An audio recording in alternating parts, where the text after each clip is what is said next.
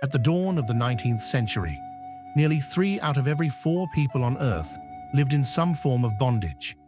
Chattel slavery, debt peonage, serfdom, or forced labor. In Africa, in Asia, in Europe, in the Americas, chains, whips, and coerced labor defined daily life for millions. Slavery was not an exception to history, it was the rule. And yet within less than 2 centuries, this ancient institution collapsed almost everywhere. What could possibly bring down the backbone of human civilization? How did the world's oldest system of exploitation suddenly crumble? The truth is not what most of us were taught. It wasn't just morality. It wasn't just fiery abolitionist speeches. Slavery died because the very world that created it changed. From the pyramids of Egypt to the sugar plantations of Brazil, from the Roman Colosseum to the cotton fields of Mississippi, slavery built empires, kingdoms, and fortunes. Every civilization used it. The Greeks, the Aztecs, the Ottomans, the Islamic caliphates, medieval Europe, African kingdoms, Chinese dynasties. Wherever there was power, there was bondage. And yet, in the span of just a few generations, it all began to unravel. Did humanity suddenly grow a conscience? Or was there something far more powerful behind slavery's decline? This is Native Historian.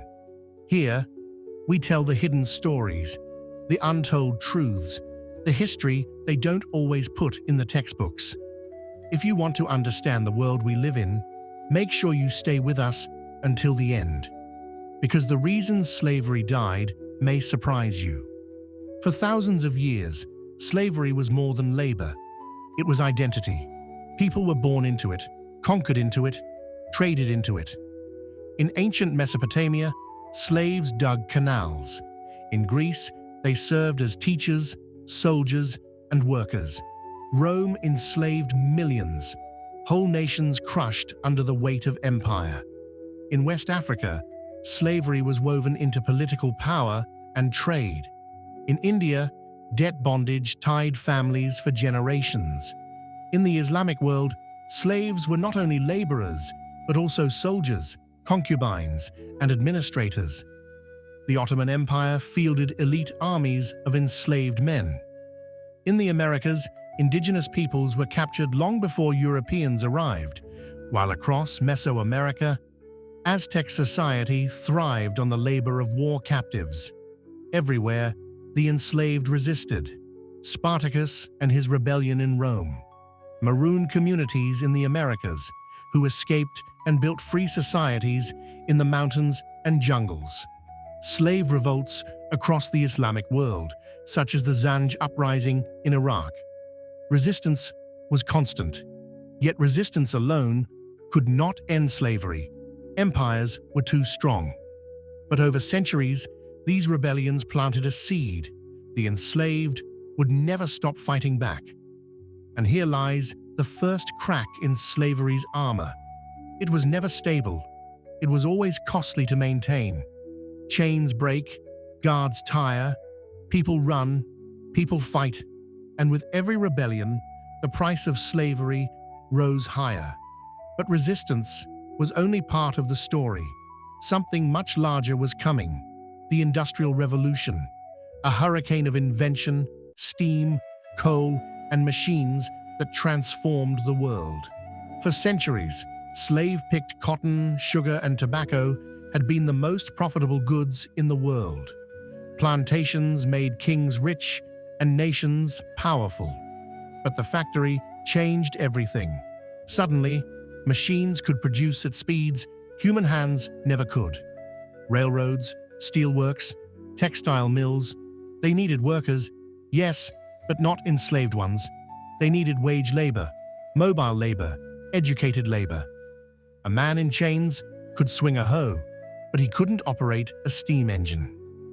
Britain, the most powerful slave-trading empire of all, began to calculate. The profits of factories now outweighed the profits of plantations, and so abolition became possible, not because of kindness, but because slavery no longer paid as it once had. And yet, the story was not uniform. In Russia, millions of serfs, people bound to the land, were only freed in 1861. Why? Not out of mercy. The Russian Empire needed modernization to compete with rising powers like Prussia.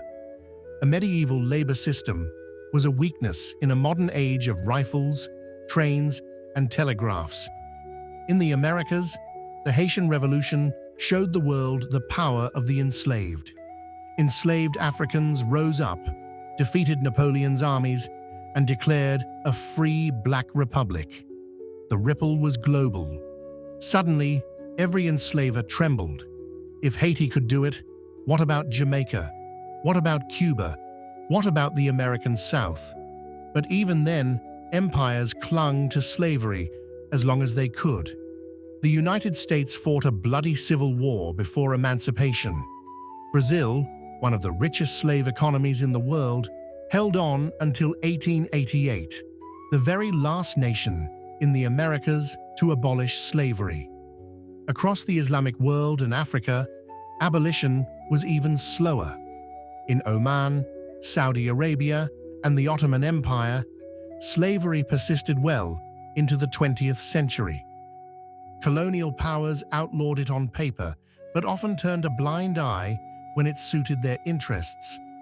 In parts of Africa, children and women were still sold well into the 1900s. So why did it finally collapse? Because the modern world could no longer run on chains. Industrial economies needed free labor markets. Modern armies needed citizens, not serfs. Nation-states needed legitimacy in a world where human rights was becoming a rallying cry. And international trade networks, controlled by industrial powers, simply shut slave systems out. Slavery died because the world that birthed it, the world of empire, conquest, and agriculture, was replaced by a world of industry, nationalism, and capitalism. By the 20th century, the two world wars sealed its fate. Industrialized war demanded full national mobilization. Men and women working in factories, serving as soldiers, contributing as citizens. Slavery, with its rigid hierarchy and brutal inefficiency, had no place. After 1945, the language of human rights spread through the world, enshrined in the United Nations and international law. Nations like Mauritania finally abolished slavery on paper, though as late as 1981. But here's the dark truth. Slavery never truly died. It transformed. Today, an estimated 50 million people live in modern slavery, trafficked across borders, trapped in debt bondage, forced into labor in mines, factories, farms, and even homes. Children stitched clothes, women trapped in sexual exploitation, men chained to fishing boats. The chains may look different. The systems may be hidden. But the logic is the same. Exploit human beings for profit. So what really killed slavery? Not just morality, not just abolitionists, not just a sudden change of heart. It was the combination of relentless resistance, the rise of industrial economies, the needs of modern nation-states, the shifting winds of war, and the calculations of profit and power. Morality mattered, but only when it aligned with economics and politics. Slavery did not die because the world grew kinder. It died because the world grew different. And the lesson is clear. If slavery ended not simply because of ideas, but because of pressure, resistance, and systemic change, then ending its modern forms will demand the same. The past is never truly past. The story of slavery's death is still being written. This is Native Historian.